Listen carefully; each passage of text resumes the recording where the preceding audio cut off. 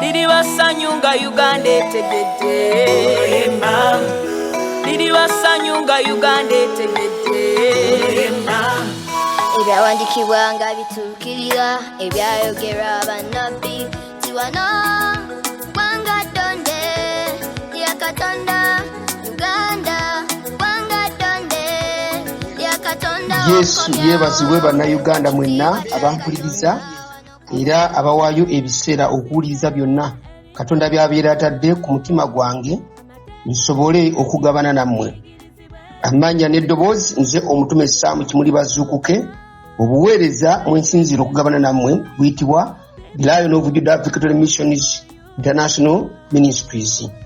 Nga juzi oba mu bubaka obwaggwa bwe nagabana nammwe obukwata ku kigambo buwangwa ekyayatulwa omuweereza wa Katonda muze Profesa Pastor Simeon Kayiwa bwe yasuubiriza okuyita bannayuganda basomesebwe basobole okumanya nti obuwangwa si bubi. Naye nze mwenyangu okubagamba nti bubi nnyo ddala. Kati nno ng'oggyeko omuweereza oyo muzeeyi gwe njatudde erinnya, waliwo n'abafere bannabbi b'obulimba nga misege egyekweka mu ndiga za Kristo nga zikulembeza ekigambo pasita naye nga tebalina njawulo n'oyo omusajja eyeefunira ekitiibwa eky'okuyitibwa kabona wa sitaani. Mwena mumanyi ye mwami Aligaweesa ne banne ntegeeza abasamize bo baasalawo era tebeekweka nga bwe banaava mu bulamu bw'ensi eno n'abagoberezi baabwe bo bagenda butereevu mu Geyeena bawulire akaliro bwe kasonsomola ate era bali mu kukikolerera nga tebatyamu wadde akatono. Naye waliwo ebigambo abantu abo bye bakozesa nga boogera ebyongera okusibira abantu abo ewa sitaani nga kino ezo eddiini z'abazungu. Ekyokubiri, oyo Katonda gwe musinza w'Abayisirayiri si waffe wa Afirika. Ekyokusatu, ffe Abafirika twalina ebyaffe bwe buwangwa. N'olwaleero nkomyewo okuttaanya era ku nsonga y'obuwangwa ennono n'obulombolombo obungi obuwanuzibwa amawanga ne bufuuka ekika ky'obulamu bwabwe. Naye nga sinagenda mu maaso, juzi nababuuza ekibuuzo nti obuwangwa kye ki? Kati kubanga nali bw'omu ne mbaddamu ne nzivuunula nti obuwangwa byebyo ebiwanuzibwa abantu ab'eggwanga erimu oba ekika nga bwe gamba tribe nga Abaganda, Banyoro, Basoga, Bagisu n'abalala ne bifuuka enneeyisa y'obulamu bwabwe oba enkola zaabwe awamu n'amateeka agabafuga.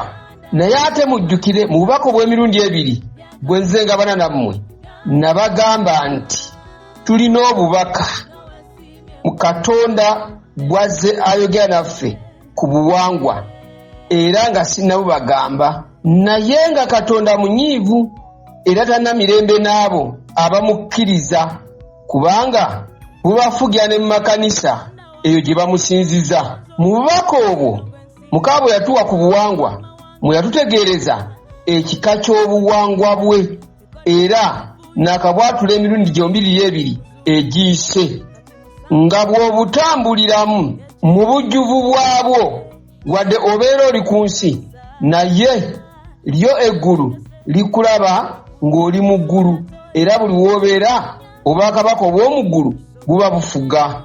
Era bwe yali ayogera naffe yatugamba mugambe bannayuganda abanzikiriza abakutte ekigambo kyange eky'eggwanga bave mu buwangwa basuule obuwangwa babusuule. N'agamba nti bwe baba baagala obuwangwa bakwate obwange. N'agamba obuwangwa obwange buli mu Bagalatiya essula ya 5 n'olunnyo lwa 22 era mubuwulire. Ntandise okusoma naye ebibala by'omwoyo kwe kwagala, okusanyuka, emirembe, okugumiikiriza ekisa obulungi, okukkiriza obuwombeefu, okwegendereza. 23 naga nti ku biringa ebyo tewali mateeka. Bassebo ne banya abatuuliza nga sineeyongerayo kubanga waliwo bingi Mukama byogera naffe awo byonna mujja biwulira. Mukama yatutuma natugamba tubategeeze nti ebyo ng'obisabidde ne bimala n'omala obibeera, Omwotukuvu n'akukwata n'abinyweza n'obitambula, obeera oli mu buwangwa bwa Mukama.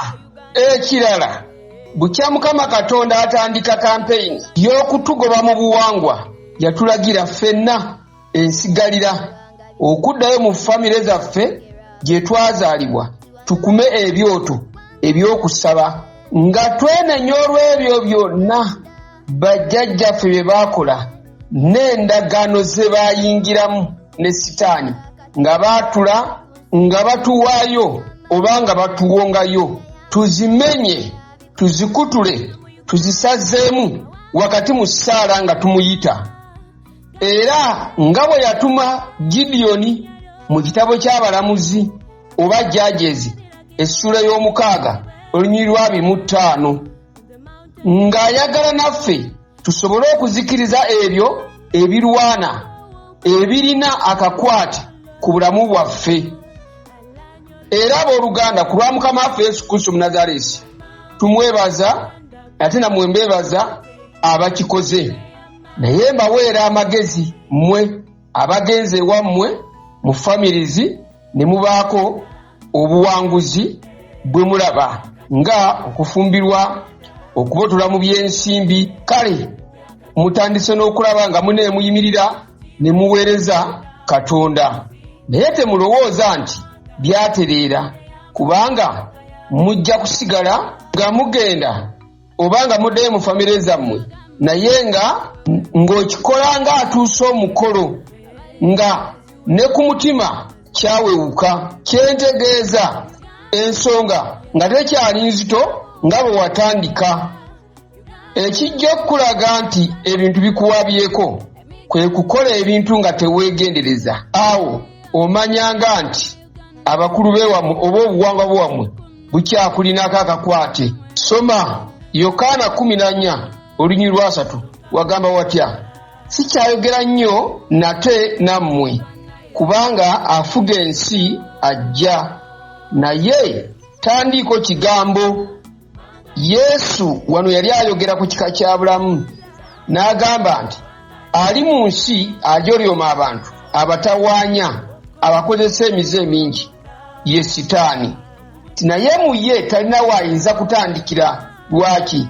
Nga talina kwayinza kwerippa. N'agamba nti Yesu nawe oli wange, tewaaliwo. Ate jjukira, okwegendereza nakyo kibala kya mwoyo, era kye kimu ku buwangwa bwa Mukama.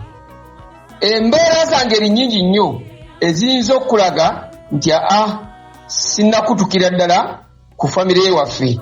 Kati labayo kino, kasita olabanga obulamu bwo bwagala nnyo okujja enjaliro ku maaso ga banno, naye nga etudde ku ggwe togijjaako, ntegeeza okulaba ekibi kya banno, okulaba ebibi bya banno nga ebibyo tobiraba. Nkuweerera amagezi, funa omuntu naye nga si ono akugamba nti wamma ogiwadde omuliro.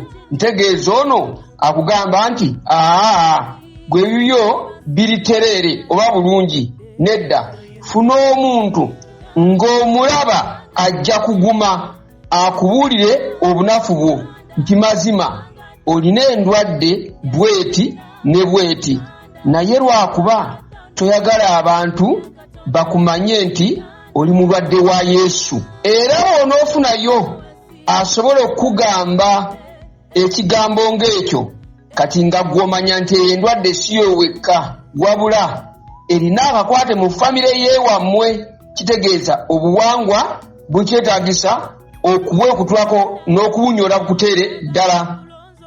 Ebyo mbyogedde kubanga tuli mu kuzimba mubiri gwa Kristo, ate ng'ebyo bye byangu okwonoona omulimu nga totegedde. Naye mbagambye nti waliwo abantu aboogera ebigambo bino nti eddiini y'abazungu. Ekirala, oyo Katonda wagwe basinza wa Isirayiri si wa Afirika. Ekyokusatu, ffe Abafirika tulina ebyaffe era twalina ebyaffe by'ebyobuwangwa bye twasinzanga. Nsaba Katonda nnyambe nnyonnyola awantu wano ntegerebwe bulungi, kubanga nakyulira nga nkyali muto nga sinnalokoka. Ate bannaddiini abasamize bakyogera nnyo ng'okusirisa abantu nga balowooza boogera magezi naye babutamanya. Naye mabegaawo waliwo omusajja eyeeyita omusumba, yeetuma erinnya va mu busibe, ng'ayambadde essuuti, yakwata amagezi g'abantu n'abatuuza mu kye yazimbanga ekizimbe nti kanisa, n'alyoka ayatula nga ne bannamawulire we bali nti ayagala kukwasa gy'abadde ayita ekkanisa oba essaawo katuliyita ssabo lye, ayagala ddikwasa abasamize. Era n'ayita eyayita Ssaabakabona wa Sitaani mu Uganda mukulu Aligaweesa. Kyatambula ku social media tekyegandika nga bamutendereza nga bw'akoze ekyamagezi ennyo. Mu bubaka obwayita juzi nabanyonnyola ne mbagamba nti obuwangwa bwonna obuwanuzibwa ensubuko yaabwo eri mu Lubereberye 11. Nkakasa buli omu yakiwulira. Ne mbagamba nti kasita baatambula ne bagenda mu lusenyi ne batuuka ne bakola meeting. Mu meeting eyo yali mu Lunyiro lwokusatu n'olwokuna.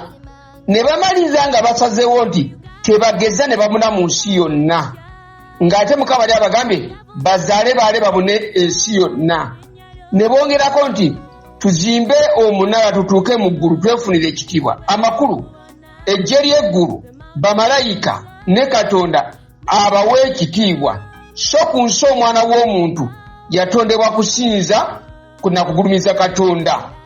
Ekyo kye kyabajja mu ndagaano, era awo weewaava Mukama naye okuva ku Olwokutaano ntegeeza Lubereberye 11 okutuuka ku Lwomwenda, Katonda naye atuza miitingi ye mu ggulu. Bajja batabulatabula bonna, ennimi ne zitandikira awo. Naye nsaba ompulirize, omukisa guli Mukama gwe yalanga ku Nuuwa n'abaana be n'ezzadde lye eririddawo. Bw'oba osomye guli mu Lubereberye 9 oba Genesis chapter 9 from verse 1. Wulira endagaano eyali egufukirira oba eyali esigala ng'eguleeta yakoma mu Lubereberye 11 oba ku Olusooka paka Olwomwenda. Ontegedde amakulu nti mu ssula y'Omwenda Katonda ng'amaze okulya evvumbe eddungi ku kyoto, ajja ayogera ne Nuuwa n'abaana be. Ebigambo byafuuka ndagaano ng'amukakasa. Naye bwe baatambula ne babaako okusalawo okubi, ekyo kye baasalawo ku olwo ne Mukama n'akka n'akola judgment ye. Judgment etya? Ng'abatabulatabula. Gwo omukisa ogwalangibwa nti muweereddwa omukisa, awo we gwakoma be pa tegweyongerayo. Kati wulira, Katonda okubatabulatabula ennimi n'okubasaasaanya mu maaso g'ensi, yali abagoba mu maaso ge ng'abatakyasaanira kubeera bantu be era naye okubeera Katonda waabwe, naye nga tabakyawa. Kikyentegeeza bwe ŋŋamba nti Mukama n'abasaasaanya naye nga tabakyawa. N'okutuusa olwaleero nze naawe tuli bazzukulu b'abasajja n'abakazi abo. Naye okuva omulundi ogwo Mukama yatandika pulaani y'okunoonya abantu abo yonna gye baabulira kasita baayala ku maaso g'ensi nga bwe yali ayagala. Abalokole abawulira obubaka buno muli bajulirwa. Nze kamwakoogera bwe nalokoka, Mukama yaŋŋamba okuva 2:5 nti kimuligenda mu kibuga Kampala ompitira abantu bange bonna abali mu kibuga. Mumpulira 2:5 naŋŋamba genda mu kibuga ekyo kyonna buli lunaku nkwagala mu kibuga ng'ompitira abantu bange njagala bakomewo. Ekyo siri bw'omu ababuulizi b'enjiri abasinga mu Kampala mulaba mu malwaliro mu byalo b'osanga Katonda yabagamba nti genda obuulire enjiri ompitira abantu bange bonna njagala bakomewo gye ndi. Ekyo kye mbadde ntegeeza bwe mbagambye nti Katonda yalina pulaani oba enteekateeka ey'okunoonya abantu be. Yabagoba naye nga tabakyawa. Yensonga lwaki olwaleero ababuulizi b'enjiri bangi mwena abampulira abali eyo nga Mukama ajja n'akuwoninga nga mukambwe aba kulaba nga togenze kunoonya abantu be. Yesu yabagoba naye abaagala. Kakati wulira oyo omusajja eyayita va mu busibe abadde erimbika mu bulokoli abadde alero kukanga oyo nabbi wa bulimba abadde mu bufere bwe. Kati bano bonna baaligaweesa bemulaba bonna abasajja abasamize ababoogera Katonda akyali ku pulaani ebanoonya akyabaagala ne gye bali yonna gye baabulira. Ebyo ebigambo bye muwulira bye boogera nti Katonda wa Isirayiri si waffe, Katonda w'abazungu, ffe tulina obuwangwa bwaffe. Ebyo ebigambo omulabe bye yateeka mu kamwa kaabwe kasita baakoma okubeera abantu ba Mukama ne Katonda okubeera Katonda waabwe. Era ebyo bye boogera bye bibajjuddemu ebyawanuzibwa ebifugira omwo. Abalokole mukimanyi nti bwe twatula obulokozi ebyo ebirwana emizimu emyoyo emibi egiwakana gyeyo egyawanuzibwa tuba tujeegaana nga tuddayo eri kitaffe. Kati abo Sitaani yabakwata nabo tayagala bata era amanyi obbambala ne boogera ebigambo okusobola okugumya abo abalina emmeeme ezaagala okuvaayo baleme kuvaayo badde eno.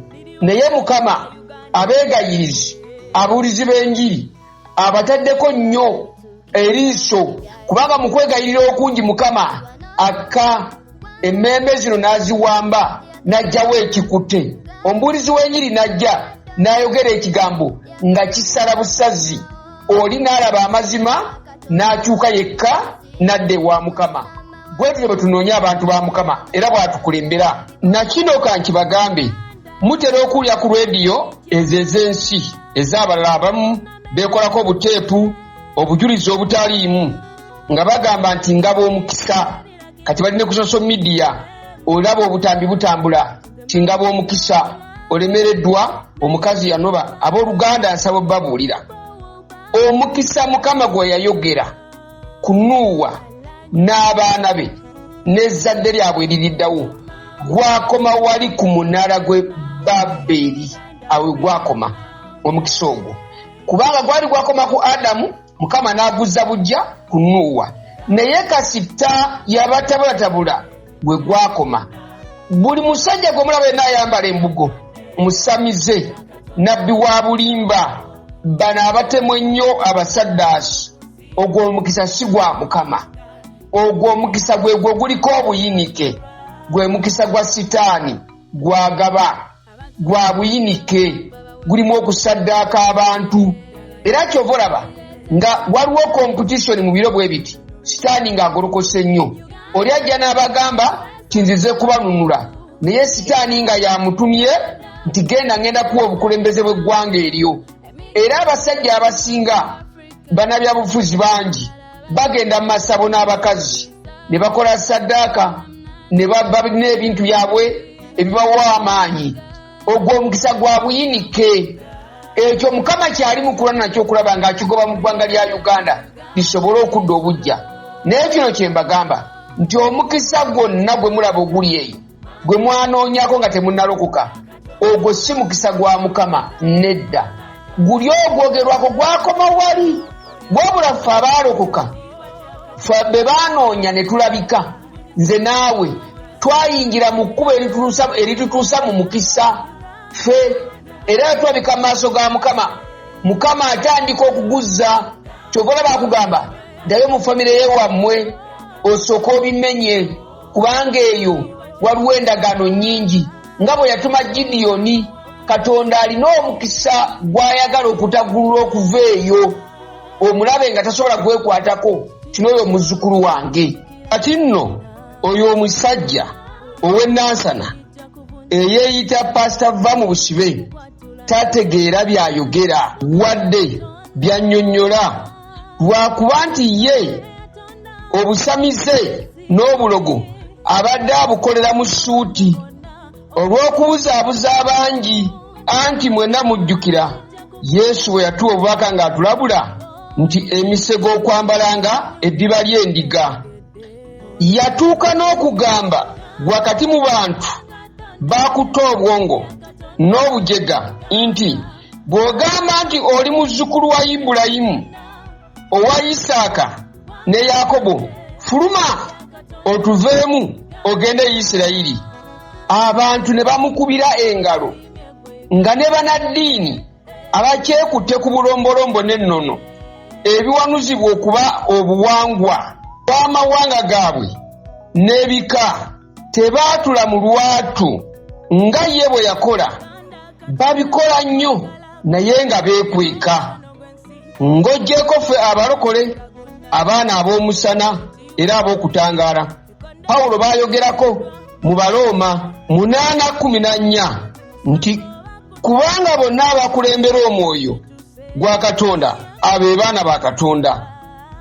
Ffe obuwangwa n'ennono n'obulombolombo ebyo tubyegaana misana mu famire zaffe era zibeera ntalo na kuwakana nga bwe kyawandiikibwa mu Matayo 10:34. Kansomewo Matayo 10:34. Wulira, temulowooza nti najja kuleeta mirembe ku nsi. Sajja kuleeta mirembe wabula ekitala, kubanga najja kwawukanya omwana ne kitaawe, omuwala ne nnyina, omugole ne nnyazaala we. Olw'omukaaga n'agamba nti abalabe b'omuntu banabanga ba mu nnyumba ye. Kati wulira, bino ebigambo Yesu byatandika okwogera mu Nnyiro 3:4. Temulowooza nti najja kweta mirembe, najja kweta kitala. Ekitala ali ategeeza kigambo, ekigambo kye yabuulira, nti ekigambo kyabuulidde ku nsi kifuuse kitala, kigenda kwawulayawula abantu. Abanaakitegeera bagenda kumugoberera, bagaane byonna bye basanze bajjajja baabwe, bakitaabwe, baganda baabwe n'ab'eŋŋanda bye bakkiririzaamu. Awo Yesu yali ayogera ku buwangwa n'obulombolombo n'ennono. Ebyo bye bintu bye tuwakana nabyo. Abalokole mukimanyi nga muli mu kufumbirwa eyo, mubeera mu nnyombo nti nze temubinkola, nze sibyagala, ebyo bya sitaani. Mumanyi ebiri mu families. Ekyandika bwe kyogera tinajja kwawukanya, so si kweta buleesi ntalo nedda, naye nga waliwo abagenda ogamba ekyo Mukama takyagala. Kati nga bw'atugamba nti obuwangwa si bubwe, ne kakati ekkanisa eri mu kwawukanamu. Waliwo abasumba bo nga tayagala omwawule ku buwangwa, yagamba obuwangwa bulungi. Ekitala kikyatwawula n'olwaleero. Mwami oyo eyeeyita Pastor Va mu Busibe abadde yatwekwekamu, naye ng'akola buyaaye era nga yanoonyayo ekigambo ekiyinza okukwata emitima gy'abantu. Naye kumbe ng'abantu abatwala kubanywereza mu Busibe. Nsaba anaafuna ku bubaka buno kuba ŋŋenda bugaba, ofuneyo omu ku abo abantu abali baakwatibwa oba abakyalimbibwa, omuwaawulirizeeko, kuba we tunaamalira abantu bagenda kutegeera nti Katonda wa Ibulayimu, Isaaka ne Yakobo si Katonda w'abazungu, si w'Abayisirayiri bokka, gwabula Katonda gwaffe ffenna.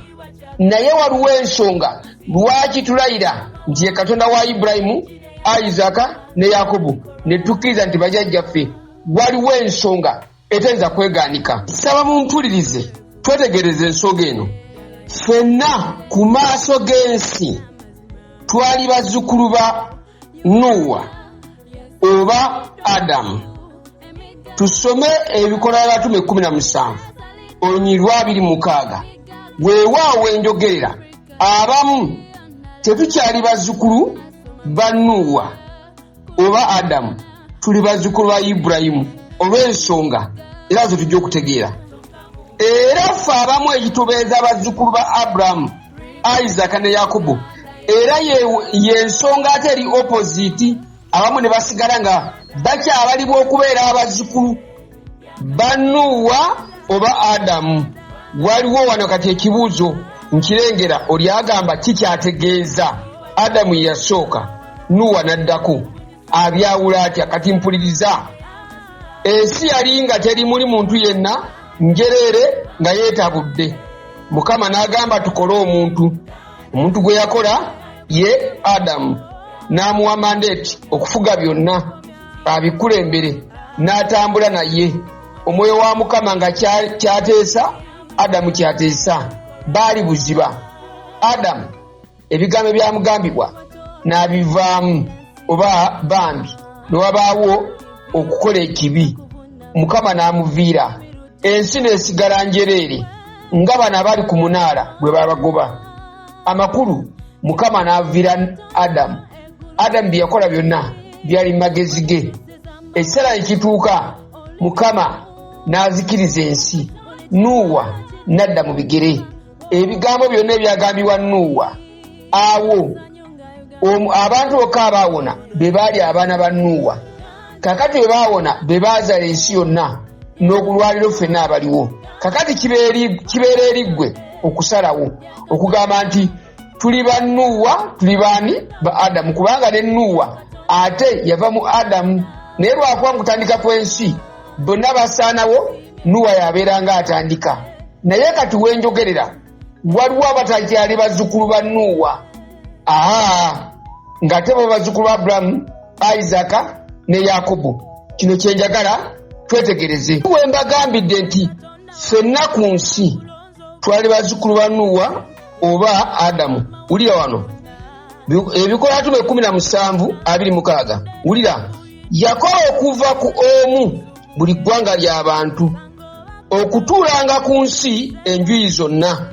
Amakulu nti okuva mu Nuuwa ogu bw'ogwosazeewo, ffenna twava mu Nuuwa okutuulanga ku nsi enjuyi zonna. Bw'ogamba Adamu ne Nuuwa oba omufudde muzzukulu wa Adamu, kitegeeza nti Nuuwa ffenna mwe gwe twavaamu yava mu Adamu, era yatujja mu Adamu ogu omu, ffenna okutuula ku nsi enjuyi zonna. Buulira, bwe yalagira n'ayawulamu ebiro n'ensalo z'okutuula kwabwe. Amakulu nti amawanga mangi, ensi zituddeko amawanga. Uganda yokka bw'ogiraba, Abaganda bali mu Central, Abagisu bali mu Eastern. Bw'ogamba okunoonya Abakyoli bali mu Northern, n'Abalango West Nile amawanga gye gali. Bw'ogamba okunoonya Abakigo Serengeti Erukungiri oba Kabaale. Tewali sayansi annyonnyola kintu ekyo, taliyo. Tewali muntu ayinza galibwa ekituufu. Ekyo kyateesebwa Mukama. Ky'eggwanga lya Uganda amawanga gagenda kubeera bwe gati. Kakati va ku Uganda yogera amawanga gonna. Kati Mukama watu bwe yateesa nti China eno y'eribeera China, India ejja kubeera India, n'ennimi ebyo byaliwo mu biseera by'okusaasaanya amawanga, pulogulaamu ng'agirina. Kakati wano Mukama oyinza okugamba ate oba yabasaasaanya yalagira atya? Nabagamba mbaddiramu nti ne mu biro Mukama ng'asaasaanya amawanga kyali mu pulogulaamu ye, yagasaasanya na kigendererwa kubanga ye nannyini byonna.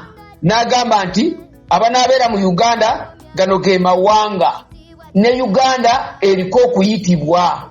Byonna byali mu pulogulaamu ya Mukama. Abanaabeera mu Uganda gano ge mawanga, era ne Uganda eriko okuyitibwa. Juzi nabagamba nti Buganda ewandiikira ebbaluwa abazungu bayita abamisani. Ekyo kyali mu pulogulaamu ya Mukama nti mweri eggwanga mu biro ebyo njya ndikozese, naye ndisooka n'enkola akabonero akalaga obukulu bwalyo. Kabaka waamu omukulu aliwandiika ebbaluwa ng'alagira abantu bano nti muleete abantu batuyigirize, naye eriba message ng'agisendinga mu bantu b'eggwanga eryo nti temuli batono, temuli ba bulijjo, muli balangira mu maaso ga Mukama. Bannayuganda abampuliriza mwenna remnant ensigalira abali mu kusabira eggwanga lino, oba owummula oba wafuuka munafu, gw'omanyi njagala otegeere Katonda kyagamba nti njagala munkomezewo amawanga si bantu kulokoka bulokosi. Singa ali awo yagala bwagazi bantu kulokoka gwe yandibadde naawe agamba nti okoka obeeraawo, naye jjukira bw'amala okulokoka n'agamba genda obuulire enjiri. Amawanga gayogerako buli ggwanga liriko okuyitibwa. Ompulira, buli ggwanga liriko okuyitibwa. Uganda bagiyita midwife, eriko n'ekirabo ky'okutaka banamu kusaba lwakuba twefuula banafu oba omulaba atukuta taddemu entalo. Midwife ye muzaalisa. Ffe Mukama ali mu kutuyita tuyimirire tumwewe tumunoonye atwambaze. Agenda tuyiwako amafuta ag'okuyimirira mu mawanga nga tubuulira enjiri Mukama akubuulire nti eggwanga lya Indonesia naliyitira kukola kino, eyo Qatar nagiyitira kukola kino, eyo North Korea nagiyitira kino. Kati abantu oyimirire obabuulire bategeere eggwanga lyabwe, batandike okusabira eggwanga lyabwe, batandike okunoonya Katonda abasisinkane, naye abawe instruction muyimirire bwe muti kye bayita bringing the earth back to God's order, nti okukomyawo ensi yonna mu order ya Mukama nga egoberera Katonda. Kitegeeza nti Katonda anaagenda okwakkula ensi oba okuleeta enkomerero nga bangi basobodde okuyimya mu bifo byabwe nga balina engule mu ggulu nga baakukkirizibwa. Kati ffe Mukama gy'atutandisa the last world end time revival, abantu kinoomu abanaakomawo mu kuteesa kwa Mukama mu mawanga nga bayimidde mu bifo byabwe, bwe batyo n'amawanga go bwe gagenda okutereera. Nga bw'olaba Mukama bw'atugamba nti Uganda okuyima mu kifo kyayo, buli munnayuganda ateekeddwa mu kifo kye. Bw'okiyimiriramu kitegeeza nti eggwanga liba ligenda kuddayo mu kuteesa kwa Mukama. Kyagamba amawanga gakomewo. Ye Katonda alaba agamba nti singa Indonesia abangi banaategeera Mukama kyabagamba ne batandika okukinoonya ne bakituukako, Indonesia egenda kudda mu covenant position, mu kifo kyayo mu maaso ga Mukama. Kitegeeza nti mu biseera eby'enkomerero Katonda ng'akwakkula ensi agenda kubanga ne Indonesia ajjayo ababe. Bwe kityo ne mawanga. Ogwo gwe mulimu gwa Uganda omunene ennyo ogutali gwa kusaaga. Nkakasa mukitegedde. Programu eno bagiyita Zuukuka Uganda, Zuukuka Africa. Wembagambidde nti ffenna ku maaso g'ensi twali bazzukulu ba Nuuwa oba Adamu. Kino kyenjagala tutegeere. Nendeta n'ekyawandiikibwa Ebikola by'Abatume 17:26. Statement ziri esatu zenayatudde abantu nga bagamba nti oyo Katonda w'Abayisirayiri, oyo Katonda w'Abazungu, ffe Abafirika tulina obuwangwa bwaffe. Ekyo kyendi mu kumenyeka nakyo. Ne bwe mmala kati message emuwulyako eba emala, naye nsaba mumpulirize. Nga bwe mbagambye nti ffenna ku maaso g'ensi twali bazzukulu ba Adamu oba Nuuwa. Bw'oba osaze okutwala Adamu otwala Nuuwa, nakinyonnyodde. Osaze okutwala Adamu abeera Adamu. Naye kino kye mba mmanya nti Adamu bwe yalemererwa Mukama n'amuviira. Nuuwa n'atambula, abaana be baayala abaddawo nabo ne bamenya endagaano. Kaakati bombiriri abo omukisa ogwabalangirirwako tegwabagoberera, gwamala ne gusalwako. Kati kubanga baali tebakyali mu mukisa gwa Mukama, ne Katonda teyakiganya kuwandiikibwa mu kitabo kitukuvu mu byawandiikwa bye nti n'ensi zonna zinaafunanga omukisa okuyita mu Adamu oba Nuuwa. Lwaki? Bonna baamaliza omukisa gusaliddwako. Ekyo nze ekinnyonnyola. Mwenna mukimanyi Adamu kasalya ku kibala okubeerawo kwa Mukama ne kumuviira. ebirungi byonna ebyalagirwa byakoma awo. Ekyo eky'obwakatonda ekyali kimwambadde ekyamuviirako okutuma ebisolo byonna amannya gaabyo kyali kimumaze okumuvaako. Bwe njogera ekyo ekyali kimwambadde ntegeeza waliwo eky'obwakatonda ekyali mu ye era ekyali ku ye.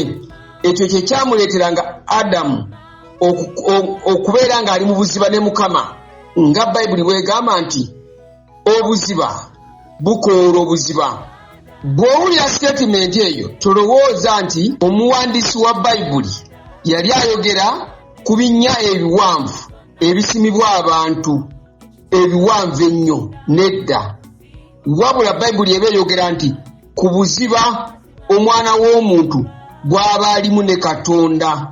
Kati Adamu okusobola okutuuma ebisolo byonna amannya yali mu buziba ne Katonda.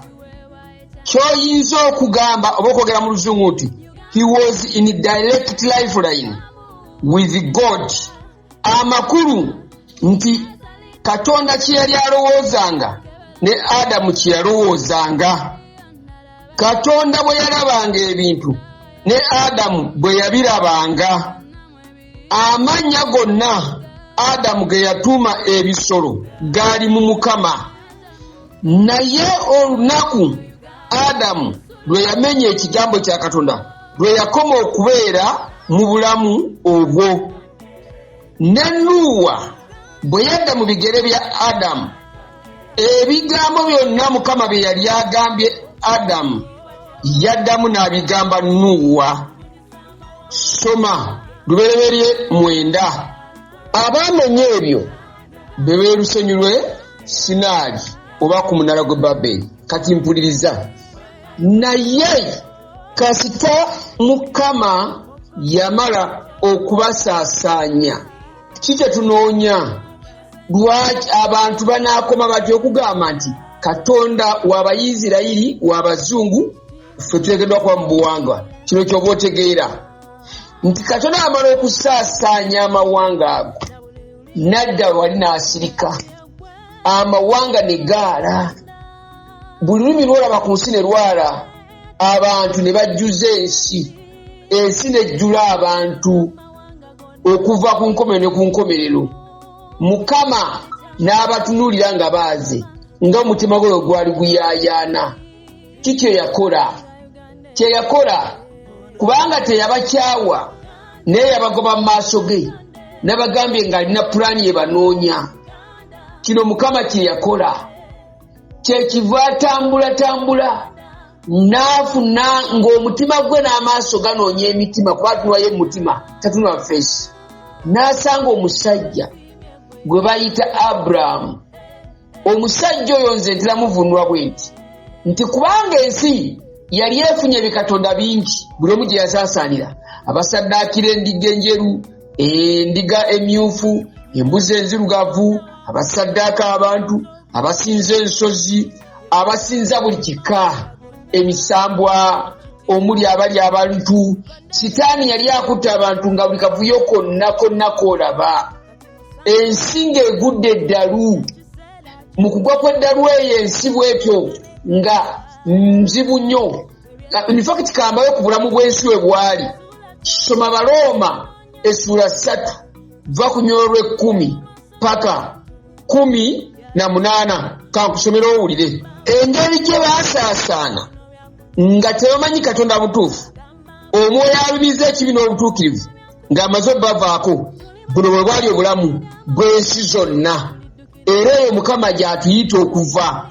Naawe bw'owulira ebyandikwa bino nkusaba osirika ofumiitirize biki ebitali mu nsi nga Mukama tabyagala mu balokole, naye ng'eri mu nsi bye bakola era bye byonoonye ensi ya Mukama n'ogyetako ekikolimo. Wulira ntandise Balooma 3 onyirwa 10 paka 18. Nga bwe kyawandiikibwa nti tewali mutuukirivu n'omu, tewali ategeera, tewali anoonya Katonda. Bonna baakyama, baafuuka batasaana wamu, tewali akola bulungi, tewali n'omu. Omumiro gwabwe yentaana eyasaamiridde, balimba n'ennimi zaabwe, obusagwa bw'embalasasa buli wansi w'emimwa gyabwe. Akamwa kaabwe kajjudde okukolima n'okukaawa. Ebigere byabwe byanguwa okuyiwa omusaayi. Okuzikirira n'obunaku biri makubo gaabwe. So tebamanyanga kubo lya mirembe. Tewali kutya Katonda mu maaso gaabwe. Owulidde? Kati ng'abantu bajjudde ku nsi, naye ensi yonna baali batyo. Oli asaddaaka, oli atta munne, oli akola munne ekintu kyonna, naye ekikulu nga baaze ku nsi yonna. Tumula famire y'ewammwe, genda mu famire y'ewammwe, mulimu omulogo, mulimu omusi, famire eyo kasooka ne famire y'ewammwe.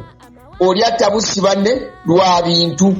Tunula entalo eziri mu ggwanga, bali akwata munne n'amugulira ne bamutta atwale ettaka. Tunula bale tunulya society ekyalo kyewammwe, zino ennyiriri zinnyonnyola obulamu bw'abantu abaali ku nsi. Kakati Mukama bw'amala obbalaba, kubanga yitabakyaye yabagoba mu maaso ge n'agamba bano nteekeddwa okuba nambakomyewo bansiize nga bwe nali nateesa. Kubanga ebyo tebaali bwe batyo nga bakyali ku munaala guli ogw'e Babeli nga tebanaaba kuteesa nedda. Kakati omuva kulimbanga nti ffe tusinza Katonda wa Isirayiri nedda ye Katonda waffe. Kijja kitya? Katonda bw'ayita Abulamu, omusajja gwe mbagambyeko, ng'ensi eri bw'etyo, amuwa ebisuubizo mu Lubereberye 12. Mukama amuwa ebisuubizo. Kankusomera ennyiriri 3 oziwulire. Ngambye nti ensi bw'emala okujjula, naye ng'alaba abantu bataakyawa be yagoba obugobi mu maaso g'okuleka endagaano, nga bali mu bulamu obwegusomeddemu obw'Abaroma 3:10-18, kyekiva anoonya omusajja amuyigiriza ekika ky'obulamu mw'anaayita okunoonya abantu. Wulira amuwa ebisuubizo. Lubereberye 12 olw'olusooka. Awo Mukama n'agamba Ibulamu nti, va mu nsi yannyo era wali ekika kyo n'ennyumba ya kitaawo. Amugoba mu famire eri esaddaaka emanye emisamwa n'emizimu. Ompulira? Ey'obuwangwa n'ennono n'obulombolombo amugamba giveemu. Wulira, oyingire mu nsi gye ndikulaga amakulu, atandika ayagala atambule naye babiri. Nange ndikufuula eggwanga eddene, era naakuwanga omukisa, era naakuzanga erinnya lyo, era beeranga mukisa gwe. Omulira kati amuwa bisuubizo. Olwokusatu, nange n'abawanga omukisa abanaakusabiranga gwe omukisa. N'oyo anaakukolimiranga naamukolimiranga nze, ne mu ggwe ebika byonna eby'omu nsi mwe biriweerwa omukisa.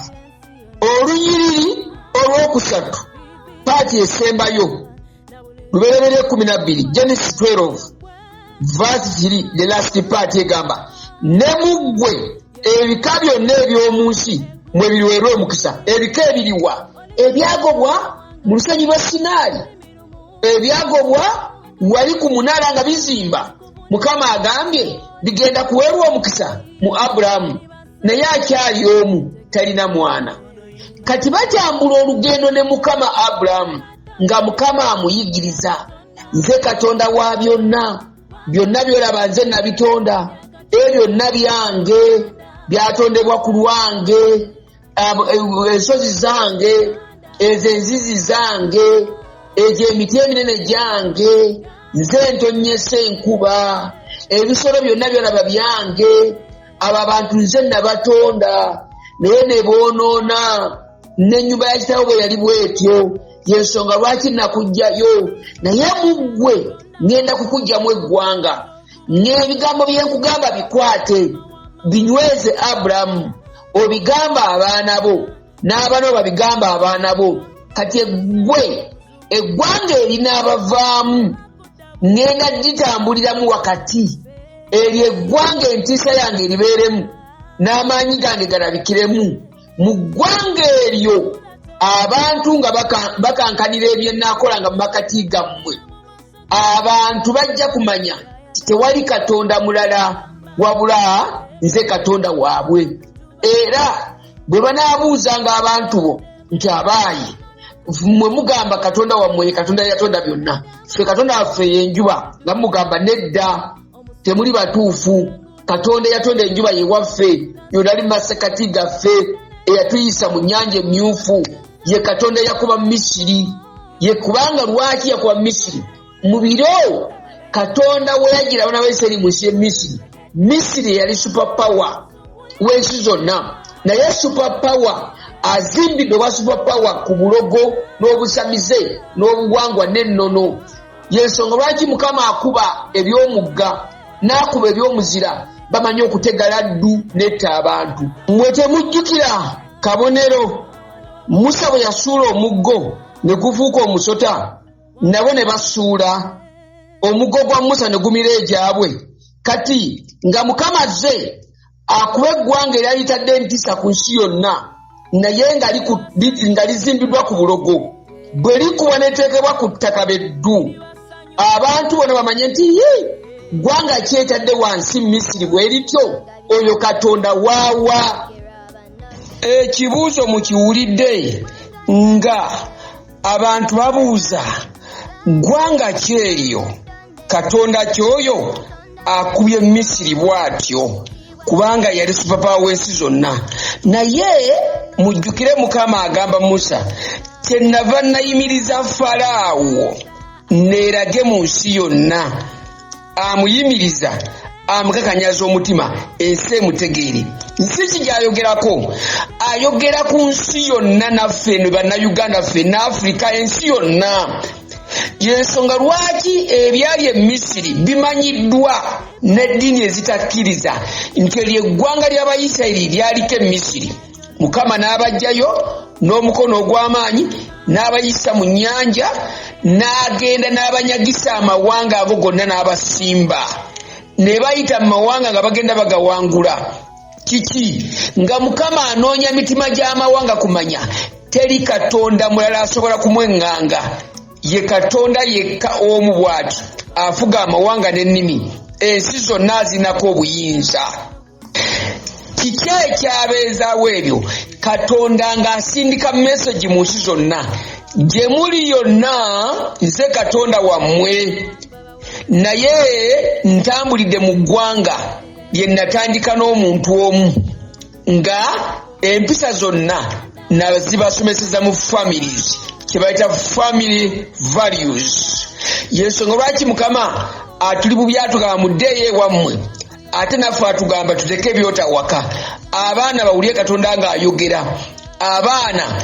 baleme kumanya nti mayembe ffe abamu twakwatuulya mayembe gegoogera naye guno omulembe Mukama mu lwembe ogusemba ayagala abaana bawulire eddoboozi lye ng'awa instruction ng'alagira ebyokukola abaana abo batuuka ekiseera nga tebayinza kumujemera kati eggwanga lya Isirayiri lirina katonda oyo eyatandika eggwanga eddamba n'omusajja omu nga yali eyabiza alinnyonnyola ebigambo byonna Ibulayimu n'abimanya n'afuna ebika 12 n'atambula nabyo era mweri eggwanga mwe mwazaalibwa Kristo omulokozi tebaanoonyayo ggwanga ddala lye lyali ery'endagaano kimu kyokka kyenkusaba ky'oba otegeera era ky'oba omanya ky'oba oteeka ku mutima gwo ekintu kiri eki nti lwaki Mukama yatandika eggwanga lya Isirayiri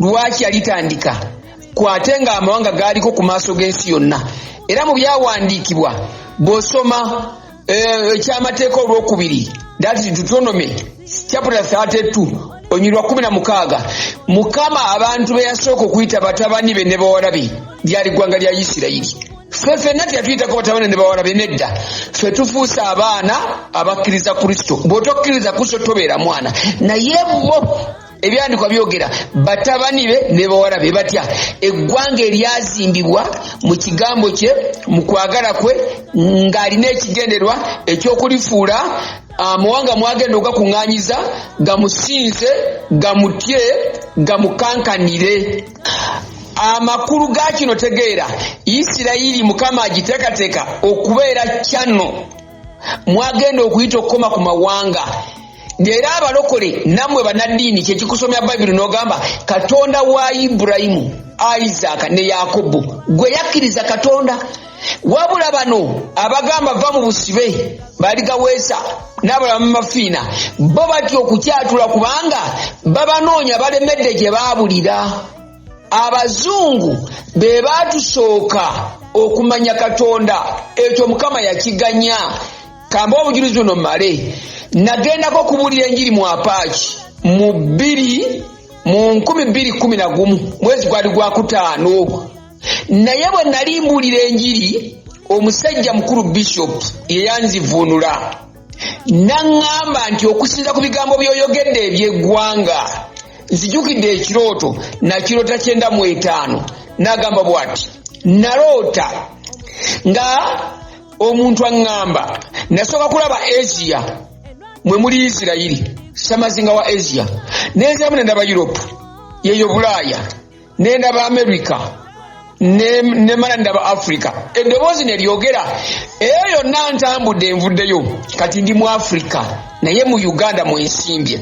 N'agamba nakajja nkitegere buli gyombuza kyakitegeeza ki kati Africa yesembayo obudde bugenze newankubadde buliwo obulako naye bwebwo kati nsaba Katonda obulire ku mulala yenna tetusinza Katonda bugwa Isirayiri nti ffe si waffe nedda naye eryo lyeggwanga lye yayitamu amawanga gamutegeere kuba eri yekagoba bugobi. Naawe nga bwakulonze n'akuwa obulokozi abantu bakutegeerere ku ye era bye bakulabako kwe bajja omutegerera.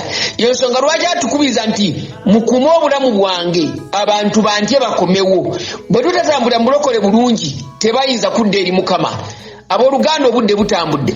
Nsaba Mukama Katonda atuyambe mugolokoke tuwambe olunaku olupya okusabira eggwanga, okwenenya ennyo, okwegendereza. Abooluganda enzigi tuggudde nnyingi nnyo tetumanyi nti twaggula n'enzigi buli kimu kisobola otusisinkana. Tukube omwoyo gwa confusion tugwambule mu ggwanga lya Uganda tukugobere ddala tuguteeke wansi togwekubya guzikirize. Sabira buli munnauganda okutegeera Katonda. Abooluganda radio program mbalinze radio program. Yes, esimu 0773 no esimu 0771 bisatu 59 Airtel 07 Goga tusabe mu linnya lya Yesu. Wembagambye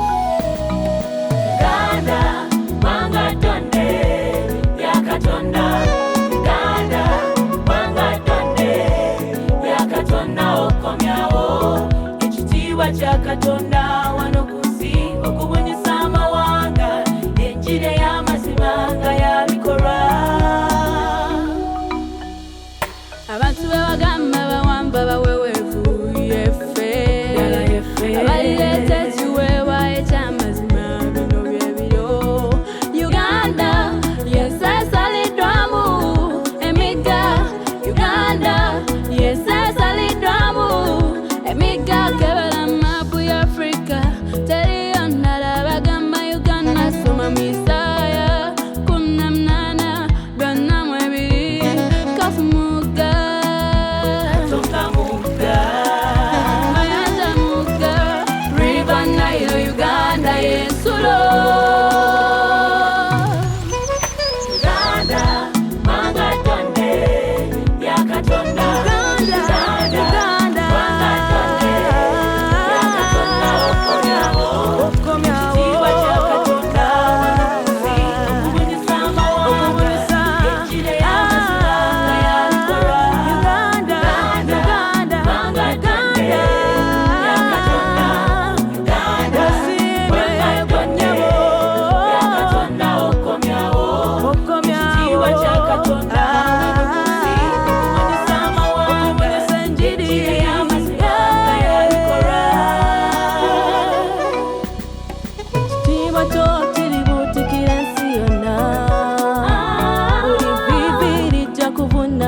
Na buli ulimi lujja kukwatula nti yeggwe Mukama Katonda, yeggwe eyatonda eggulu n'ensi. olikyusiza amawanga gonna olulimi lumu buli kyamalala kijja kuvunama oli liri basanyu nga Uganda etegedde ono ye mama Uganda wanga tonde ya Katonda Uganda wanga tonde ya Katonda Uganda wanga tonde ya Katonda Uganda ngawe simye gwe Uganda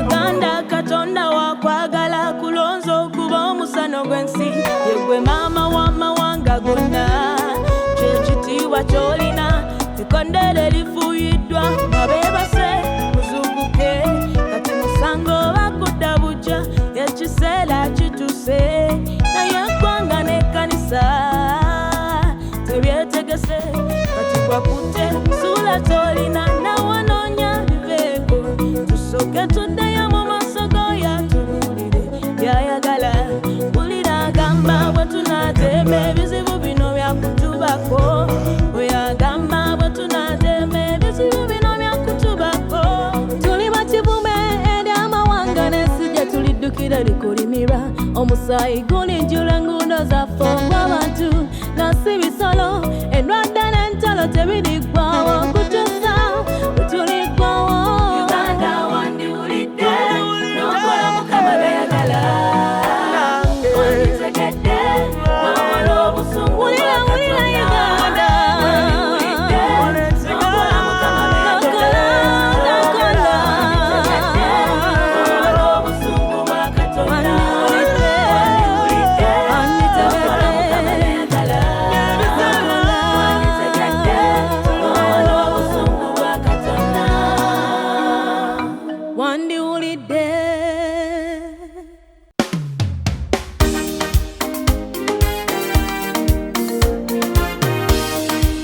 Bannayuganda ffenna tuliko okuyitibwa naye ng'abalina okutuukiriza ye ekkanisa ya Kristo mu Uganda. N'olwekyo Katonda atutumye ekkanisa eve masaŋŋanzira olwo okuyitibwa kw'eggwanga Uganda kutuukirire n'okufukumuka okw'Omwoyo Omutukuvu n'ejjenge ly'amafuta ku ggwanga lyaffe Uganda.